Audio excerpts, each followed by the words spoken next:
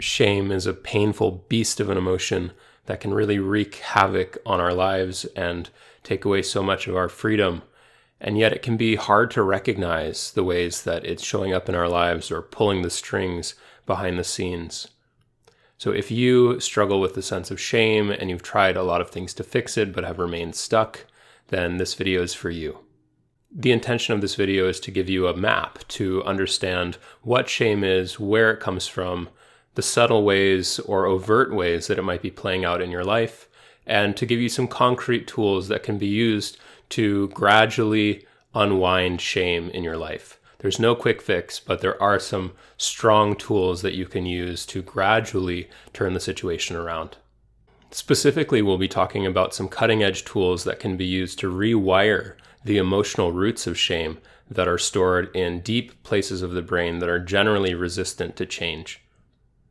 So shame is the sense that on some deep level, I am fundamentally bad, broken, unlovable, unacceptable, or that some part of me is those things. Shame can be sort of vague and global, just this general sense of being bad in some way, or it can be more specifically related to parts of our personality or identity or ability or our body. Shame is different than guilt, where shame is the sense that I am bad in some way. Guilt is more of a sense that I've done something bad and generally is less deeply related to our sense of self and our self-esteem. Shame, on the other hand, is deeply related to our sense of self-esteem. Healthy self-esteem and a positive sense of self is generally the opposite of deeply held shame. And the kind of healthy self-esteem that I'm talking about is different from grandiosity or an inflated sense of self that's actually a compensation for underlying shame or insecurity. So what does it feel like when we're in a place of shame? How can we identify that? Well, first of all, shame is an extremely painful emotion. It can be absolutely searing, and we can go to extreme lengths to avoid encountering shame or being in situations that could trigger our shame. Shame can make us want to be small, withdraw, look down, disappear, run away, escape the situation where we're feeling that horrible sense of inadequacy and defectiveness.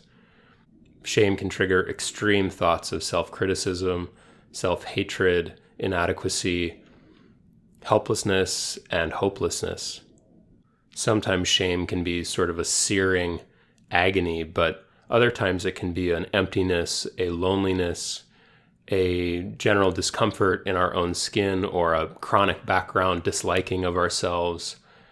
And on a very visceral level, shame often comes with a lack of positive regard for ourselves. So specifically, if you were to, say, catch your reflection in the mirror, then on a gut visceral level, chances are if you're carrying a lot of shame, you're going to feel neutral feelings towards the person you see in the mirror, or negative feelings, or even in some cases disgust towards the person you see in the mirror, as opposed to, positive feelings in your body that you associate with your sense of self when you see your reflection. So where does shame come from? It's ultimately a woundedness that comes from relationships. It comes from experiences of rejection or abandonment, humiliation, criticism, receiving messages that we're inadequate in some way. It can also come from the experience of being shamed for just being ourselves, for expressing ourselves, for having the emotions we have, for having the body we have, or even just existing.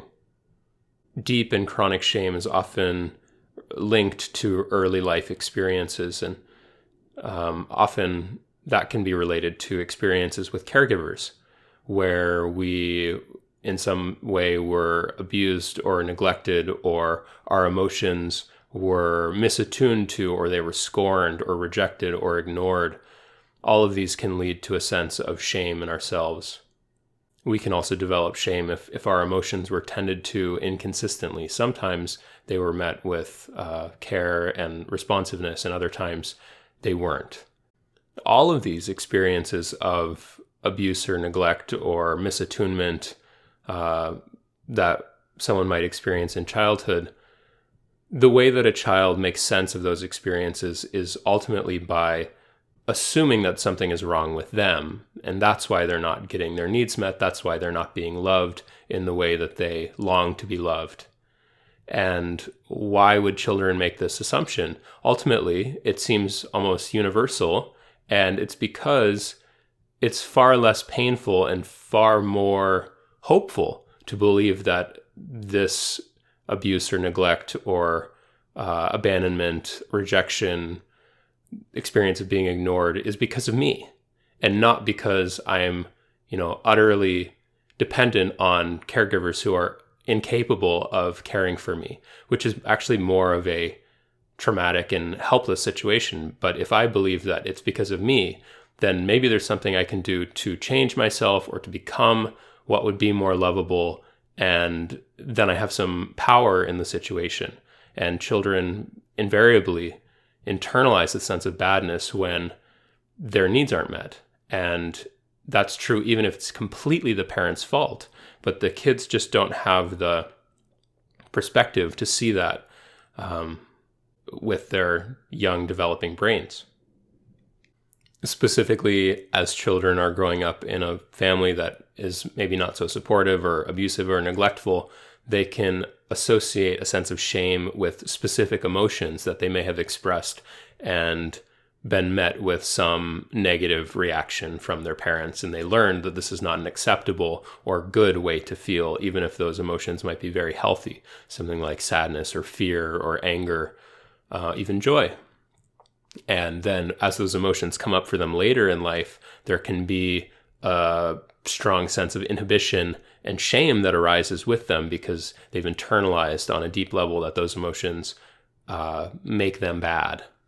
We can also feel shame around certain emotions later in life that were similar to the emotions of a caregiver who was really scary or neglectful.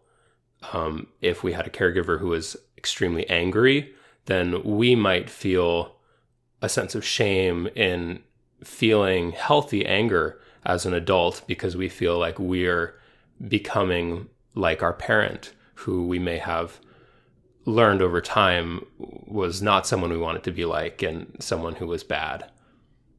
Shame can also have its roots in early peer interactions or interactions within school systems or communities where a kid felt inadequate or rejected or humiliated in some way and internalized some sense from that there's something wrong with me. Children long for belonging and acceptance, and if we don't get that in an adequate amount, it can lead to a damaged sense of self as our foundation. Additionally, based on societal conditioning, children can develop a sense of shame around certain emotions that the society says are not acceptable. So for boys, this is often if they experience sadness or fear, these can be linked to a feeling of shame that these are bad emotions and I'm a bad person if I feel them because they lead to humiliation or rejection. And with girls, it can be often that anger is associated with a sense of shame that I'm somehow bad if I'm experiencing anger because society is telling me that's not what I should be feeling if I'm being good. Shame can certainly also come from experiences in our teen years or in adult years if we experience some kind of humiliation or abandonment or rejection. And that can be very painful and legitimate. And often it also stirs up deeper layers of more fundamental shame that we internalized in those early developmental windows of our lives. Shame that we develop early in our life can become so close to our sense of self and so it's so much just like the water that we're swimming in that it can be hard to even see that it's there or see all the ways that it's really pulling the strings of our thoughts and feelings and behaviors. And it can be hard to envision that there's another way to go about life outside of just being swamped in shame. So we've now covered how shame can come from experiences of humiliation or rejection or neglect from caregivers or peer groups. And we've kind of hinted at the ways that it can come from society.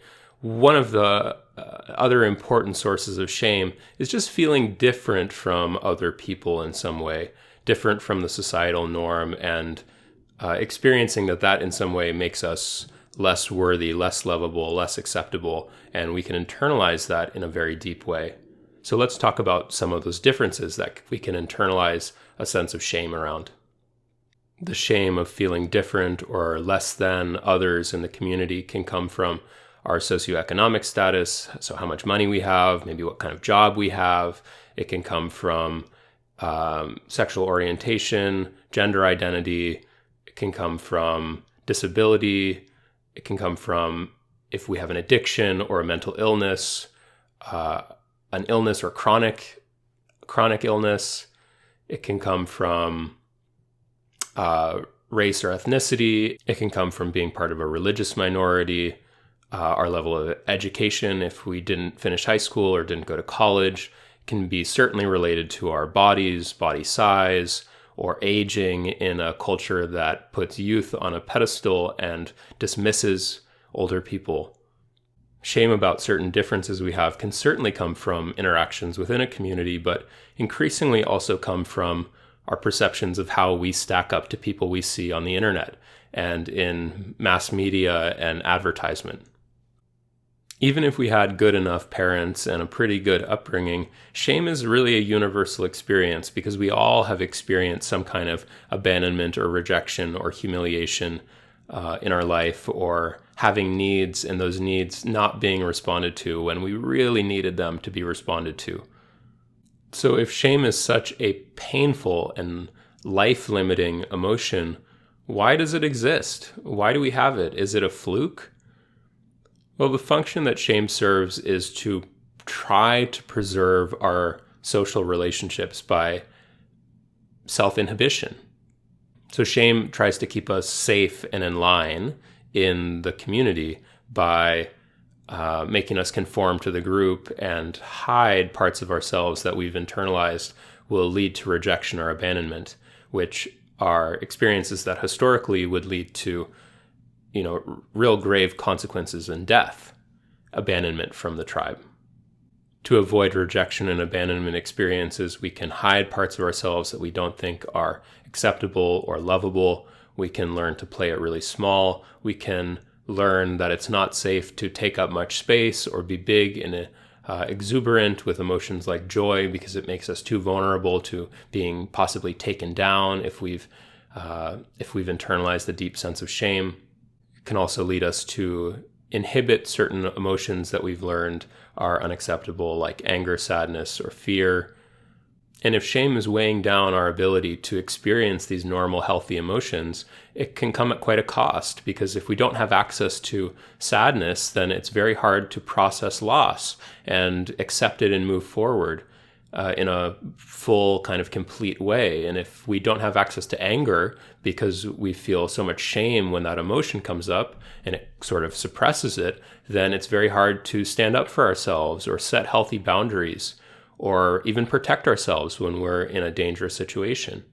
So although shame has the fundamental intention of keeping us safe from abandonment experiences, it comes at such an enormous cost to our well-being and our sense of self and our mental and emotional stability. By playing it small and guarding against any vulnerable expression, we hold ourselves back from opportunities to have healing relational experiences that could help us feel more accepted and whole and lovable.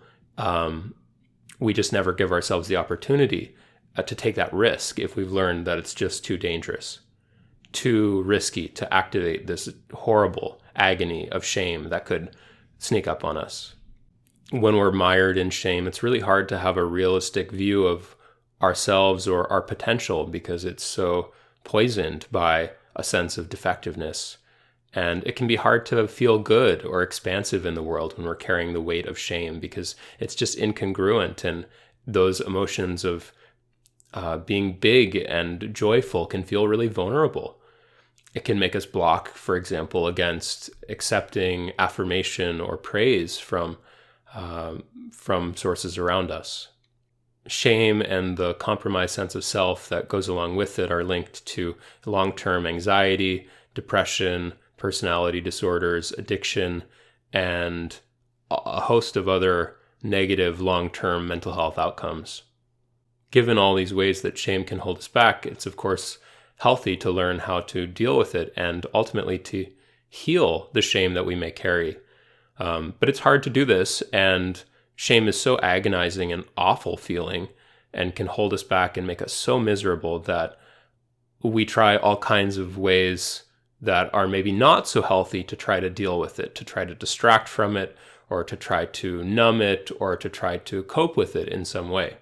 And I think it's important to talk about a few of those ways that we try to defend against shame that are not so helpful. Like we've said, one of the ways that people protect themselves or try to cope with shame is through avoidance of situations that may trigger the shame. And this can lead to holding oneself back from being in positions that would lead to healing experiences with other people because the risk feels too great. And it can also look like holding ourselves back from taking creative risks in our life to express ourselves or put work that we do out into the world. Can lead to a real sense of imposter syndrome and a chronic sense that I'm just not good enough.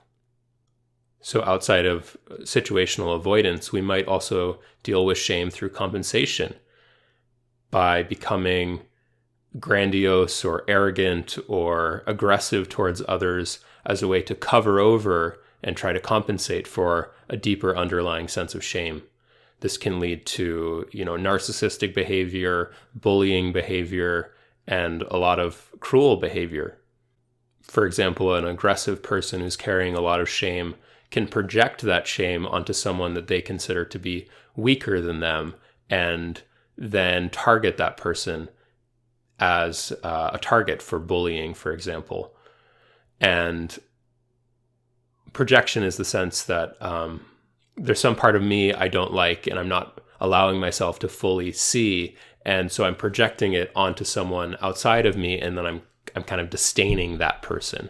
That's how projection works. And often, I think, is a dynamic at play with people who are more narcissistic or aggressive, who carry a lot of shame and then see it in another person and make that person their target. A different compensation strategy for shame is perfectionism, to try to be so perfect that you'll never be vulnerable to criticism or negative feedback that could reactivate this lingering sense of shame, just waiting for something to stir it up. We can also try to cope with or compensate against shame by pursuing status or money or achievements that we believe will build up our sense of self and hopefully cover over or contradict that sense of shame. But these don't really work that well, unfortunately, because shame is an emotional, relational wound, and achieving things in the external world just doesn't really get to the root of the problem. And you can see a lot of very successful, miserable people in the world who are haunted by a sense of low self-esteem and shame, even if they're extremely successful by external standards. People might try to become more lovable in some way by suppressing or trying to fix the part of themselves that they believe makes them bad, unlovable, unacceptable, or vulnerable to rejection. We might put forward a false self or try to be something we're not in order to try to hide the shame or get away from the sense of shame we may carry about our fundamental sense of who we are or some part of ourselves that we don't feel comfortable with and don't feel like is lovable and acceptable. We might also try to escape the pain of shame through various defenses like substance use or addictive behaviors or overworking or overeating or undereating or dissociation or distraction or anything that can help us just numb out. So all of these various attempts that we've now talked about to deal with shame, to compensate for shame, they're very understandable because they seem at first glance like they might help or fix the problem, but they really don't. So we're going to talk now about some longer term strategies that really can get to the root of shame on an emotional level and reprogram our brains to have more of a easeful and positive sense of our value as a person, our lovability, and our acceptability, even in our flawed human nature. So we're going to talk about 3 tools that can be used to heal shame. And the first is to build a greater awareness of when we're in the emotion of shame and being able to respond to it in a more intentional way rather than just reacting blindly to it to try to cope with it in this desperate way. Second, we're going to be talking about the importance of connection in healing shame, which includes connection to ourselves in a more compassionate and loving way, and connection to others, which can be an enormous source of healing for someone carrying a lot of shame. Third, we're going to be talking about some specific meditational practices that are really on the cutting edge of emotional neuroscience that can be used to sort of rewire our internal working model of who we are and our value as a person through imagination-based exercises. So the first tool. A lot of the information that I've shared now in this video is aimed at helping you recognize the ways that shame might be playing out in your life, or the ways that you might be trying to deal with it when you are experiencing some kind of shame. And again, especially shame from early life can be so hard to spot. And so when we can develop a greater awareness of it and label it as shame, that I'm feeling shame right now, that can begin to open up new options to respond to it and to relate to it. One thing that's important to remember in taking a look at the shame that's inside of yourself is that it's not your fault. Shame often comes from these early life experiences where we've been demonized, rejected, or abandoned by other people. And really, it's just generally not our fault that we experienced cruelty for just being who we are, or having the personality or the emotions we have or the body we have, the gender we have, the sexual orientation we have. These things are just who we are, and we can be met with such cruelty that we can internalize this sense of shame, and it's not our fault.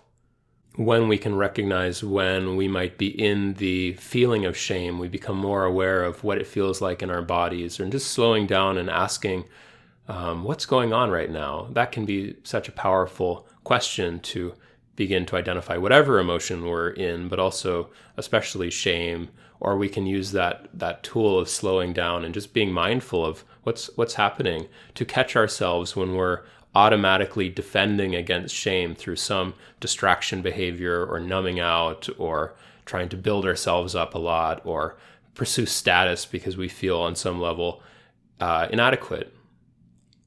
Cultivating this ability to be mindful of our shame and our automatic defenses gives us a chance to break out of the automatic cycles and to encounter the shame that might be driving a lot of our thoughts and behaviors on a felt level. And when we can just be with the sensation of it, it's very painful, but it allows us access to sort of the deeper working mechanisms of this major source of suffering. And through encountering our shame and really taking a courageous look at it, we become more able to heal it, especially through tools that we're going to cover right now, these next 2 tools. So the second tool that can be really useful for working to heal shame, once we do develop a greater awareness of it and are more able to encounter it, is through connection. Connection is really a powerful antidote for shame. And we're going to talk about both connection to ourselves and connection to others. So first, connection to ourselves. One way that we can connect with ourselves to gradually heal and soften some of the burden of shame is to see the shame we carry as a part of us, and to begin to step back from feeling like we are that part of ourselves. We are the shame. When we can begin to see the raw pain of shame as a part of ourselves, then we can relate to that part of ourselves from a position of compassion, curiosity, and understanding. And through this ability to relate to ourselves and our own pain in this healing and caring way, we can talk to ourselves, the part of ourselves that's in so much pain. We can soothe ourselves. We can be there for ourselves in the ways that maybe we really needed our parents or friends to be there for us, and they never were. But we can begin gradually to learn how to give ourselves some of the relational care that was really missing from times of our life where we internalize the sense that something's wrong with me, I'm unlovable, I'm broken. It's pretty amazing when we isolate a part of ourselves that feels the shame, and we can begin to notice any images that might go with it, or any words or feelings, and really just sink into that experience. We can communicate with that part of ourselves, and we can learn a lot about where these feelings came from. We can have a conversation with that part of ourselves. We can ask it, where did you learn to feel this way? Who shamed you? Where did this pain first start? Or even just the open question when we are feeling into that shame of, what do you want me to know? I'm here to listen. And it's pretty amazing some of the things that can arise from that sort of open dialogue with some part of ourselves that carries an emotional weight.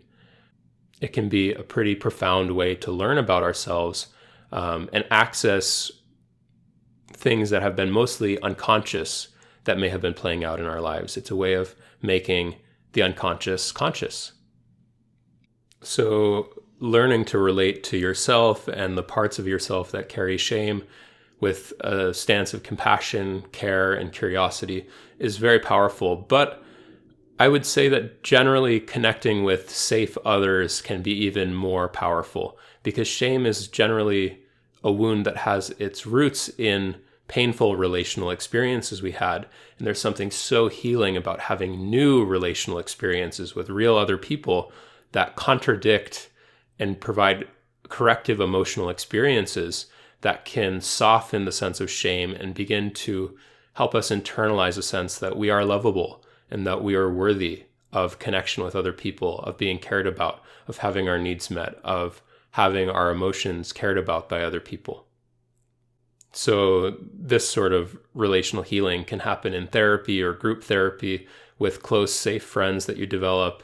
It can happen in recovery communities or any kind of safe relationship, which for someone carrying a lot of shame, they can be hard to find sometimes, but therapy is a great place to start.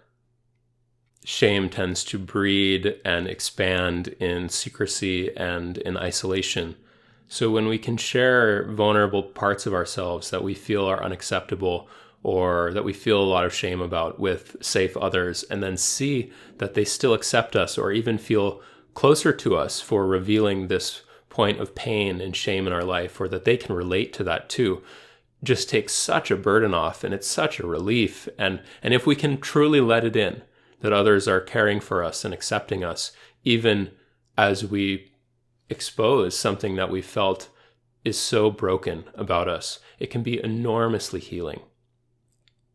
Through healing connection with ourselves and with others, as we begin to develop a greater ability to accept ourselves and have compassion for ourselves and regulate our emotions, it becomes more tolerable to take actions that at one point shame really held us back from taking. So this could look like speaking up in groups or taking certain risks to share ourselves vulnerably with other people, or putting our creative work out into the world. And as we do this and we see that it's not as scary or doesn't lead to the painful outcomes that we once believed it would, then we further learn experientially that we're safe and worthy, and it further reduces some of the shame that we carry. It's also through connection with ourselves and others that we can begin to reclaim certain emotions that we may have at one point disowned because it felt too agonizing to feel the shame that came with experiencing and expressing those emotions. So through this gentle and accepting relationship with ourselves, or through other people really showing us that they want to see who we are and they want to experience the fullness of who we are, we can begin to tap into sadness or anger or fear or joy, disgust, whatever feelings that we may have learned were not acceptable and made us bad. We can begin to reacquaint ourselves with them, even though it might feel pretty scary. But in doing so, we can diffuse the fear and learn experientially that these are okay and healthy and adaptive emotions to have, and it's not great to be disconnected from them. The final tool that I'll be covering for healing shame, and one that I really love, is to use imagination-based meditation practices that are intended to create a felt emotional shift in your sense of self away from shame and towards a positive regard for yourself and a healthy self-esteem. One major proponent of these practices is Daniel Brown, who is a prominent psychologist at Harvard, who has pioneered some of these approaches and done research on them as a way to heal insecure attachment and a damaged sense of self-esteem. These practices are based in the idea that shame and a damaged sense of self is often related to an inability or a struggle to associate positive felt emotional states with your sense of self. As I mentioned before, the opposite of shame is a positive sense of self and healthy self-esteem. And these don't come about just through an intellectual understanding that I'm good or I'm worthy of love. Those really don't do that much. What we need is a felt emotional sense of our own lovability and worth that's accompanied by positive feelings within our body. That's a much, much more powerful way to internalize that truth of being worthy and lovable and acceptable, as opposed to just holding those as ideas that are nice. So when we catch our reflection in the mirror, shame can make us feel neutral feelings or negative feelings or even disgust towards the person we see in the mirror, whereas a positive sense of self can lead to feeling good feelings that arise in our bodies when we see our own reflection, that representation of ourselves. We feel in our bodies like, that's good, I'm good. And that is very, very powerful.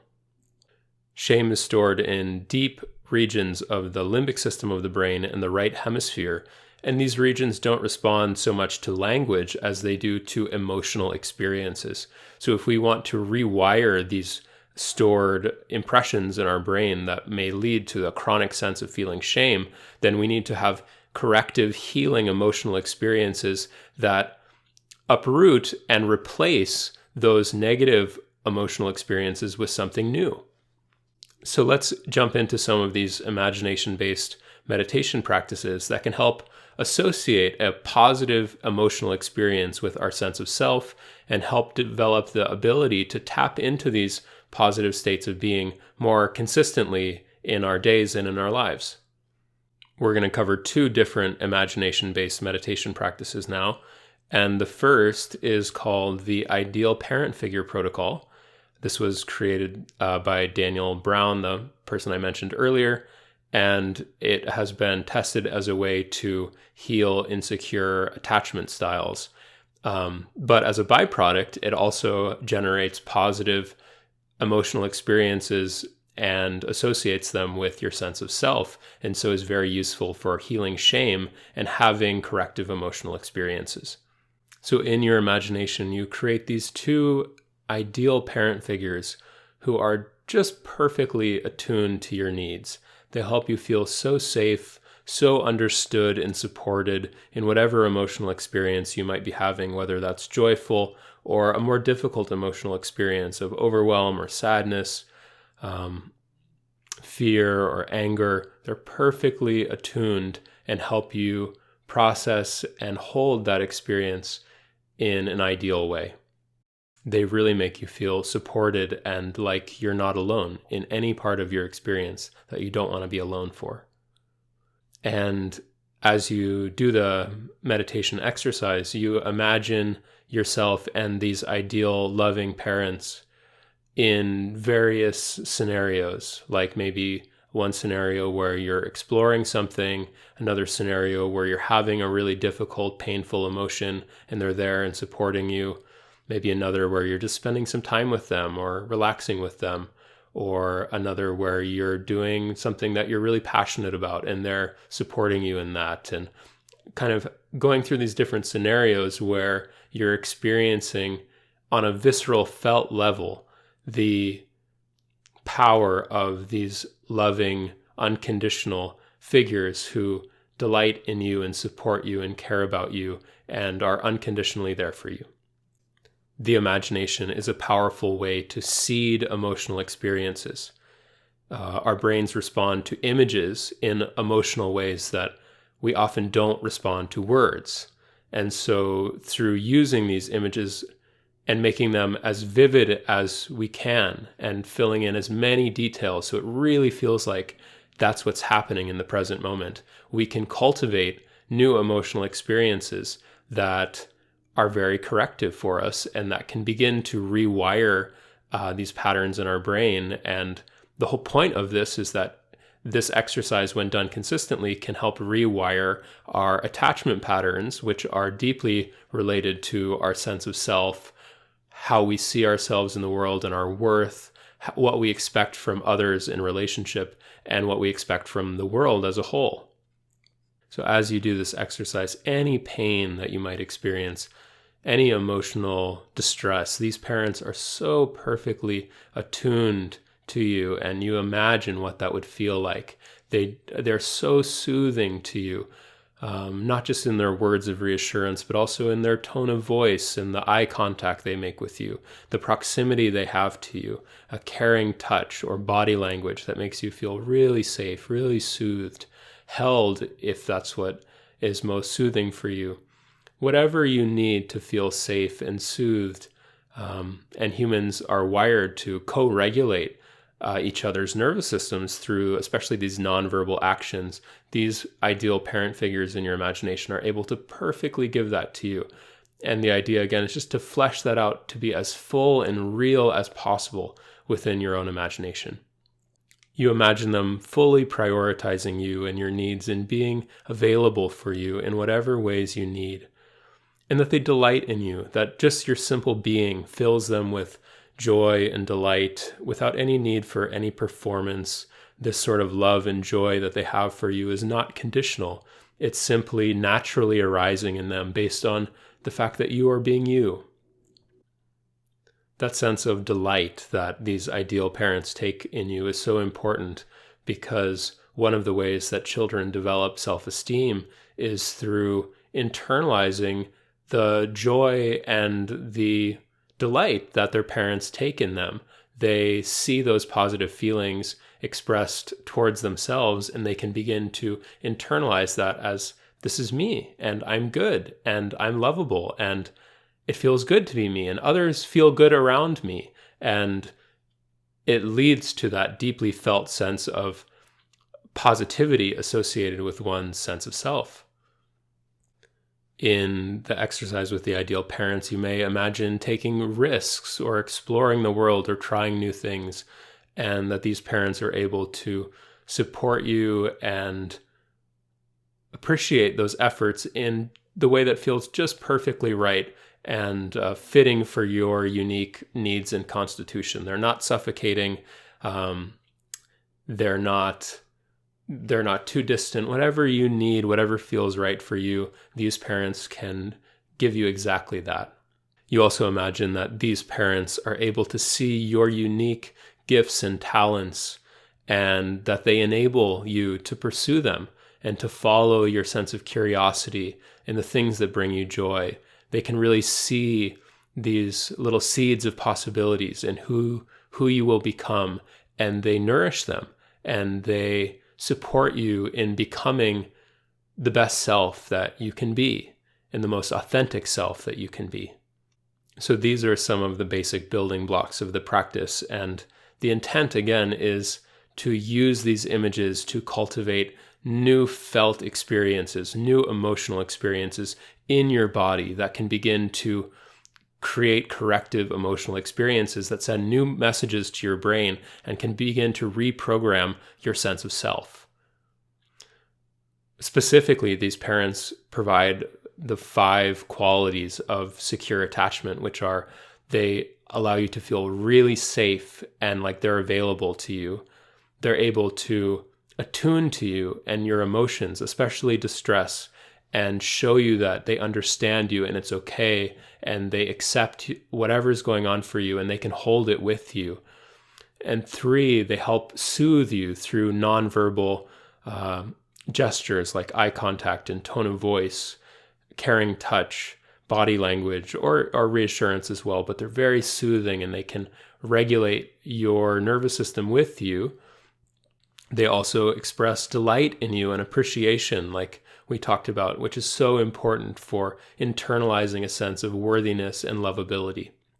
And finally, they support you in becoming your best self and pursuing the things that light you up and that you're authentically drawn to. These images and the feelings that they can evoke with practice can begin to gradually change the models we hold of ourselves and of what we can reasonably expect from relationships and the kind of treatment that we feel like we're deserving of. So give yourself a little time to try this out. Maybe pause the video or re-listen to some of the instructions and really give this a go. Close your eyes and imagine these ideal parents being able to meet your needs in all these ideal ways and being able to be there for you and make you feel so safe, seen, understood, soothed, and delighted in. And remember, the key is to feel. The key is to look for a new felt emotional experience in your body. That is the agent of change. If you can't feel much at first, I recommend that you just keep at it. It's a muscle to be able to use our imagination to experience something vividly and to cultivate and generate new emotions. It's not a second nature. It takes some time to get better at, especially for some of us. Although it does take practice, it's so worthwhile to learn this ability because these sorts of exercises can give you access to emotional experiences that in your daily life you might never, ever experience. But through these imagined scenarios, you can experience, and those novel emotional experiences can be extremely healing. These new emotional experiences can soften the sense of unlovability or brokenness that come with shame and can plant new seeds of self-worth and a sense of lovability and just ease in yourself and acceptance of your full spectrum of emotions and your full spectrum of needs that maybe have been disowned in some way based on early life experience or previous life experience. And so these imagination-based exercises can translate into new experiences and new ways of experiencing yourself in your real life, can embolden you to take new risks or feel comfortable in situations that perhaps before you would not feel comfortable or would have stirred up latent feelings of shame. As you familiarize yourself with these positive emotional states and positive feelings about yourself, they become easier to tap into throughout your day and they become more familiar to you and just a part of life that you can tap into as a resource. Now, for one more imagination-based meditation practice, rather than imagining ideal parents who are helping you feel good about yourself, you can imagine yourself in situations where you're acting in ways that you feel really good about, or you're really feeling a sense of mastery, or you're just in some situation in your life where you feel really good about who you are. You feel really strong in yourself and a sense of healthy pride, and you feel really deeply satisfied with yourself by imagining yourself in some situation that evokes those feelings. And that can be, for some people, a more accessible way to tap into a sense of feeling good about yourself. And the idea isn't necessarily to only have a sense of positive feelings based on performance in some situation or doing some activity that feels good, but using an activity or situation that makes you feel really deeply good about yourself, really satisfied. That can be a seed to begin to feel these good emotions, and then you can begin to spread them in your body. You can begin to make them get really big and generalize them a little bit more, and you can begin to link them to your sense of self. You might even, as you hold these really positive feelings about yourself in your body that come from imagining yourself doing something that fills you with healthy pride and self-satisfaction and just these good feelings, you might imagine yourself looking into the mirror and loving the person you see there. Really feeling that positive feeling in your body, however it shows up for you, being as big as possible. And it can be helpful to smile a little bit and invite yourself through a smile into more positive feelings. And just imagine really fully embracing yourself and your reflection in the mirror with those positive feelings, and just holding that, just savoring that, seeping in that feeling can begin to introduce new emotional experiences to your self-concept. Again, it's less important the exact scene that you're imagining, and what's most important is just that you're feeling good. You're feeling positive emotions in your body of self-assurance and just good, joyful feelings about who you are and yourself, and holding them and training those into your self-concept. So in summary of all these strategies, we can begin to heal shame through cultivating more self-awareness about our shame and our defenses against shame, through cultivating a deeper and more compassionate and curious connection to ourselves, through healing, accepting vulnerable connections with others, and through these imagination-based meditation practices to cultivate positive, new emotional experiences that can heal some of the negative emotional burdens that we carry in very deeply ingrained patterns in our brains. And as we begin to heal our shame and we feel more capable of taking risks to speak up in groups or share ourselves vulnerably with others or put our creative works out into the world, then we can have more corrective experiences based on the new choices we're making, that the things that we once thought were too risky or too likely to trigger agonizing, shameful feelings, we can begin to do those things and have experiences that show us that we can do those and feel safe. We can do those and have it be rewarding. It can be worth it. And that those corrective emotional experiences we have based on the new choices we make can further reinforce the cycle of healing from shame. So in that way, healing begets more healing.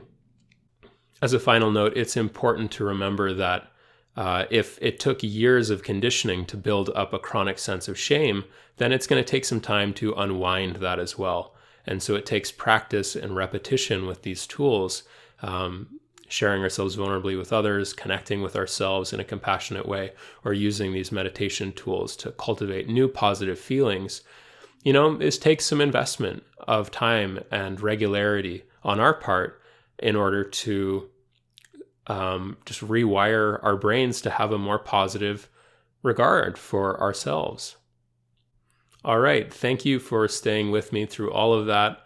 I hope something was useful for you. If so, please like and subscribe, and I'll see you soon.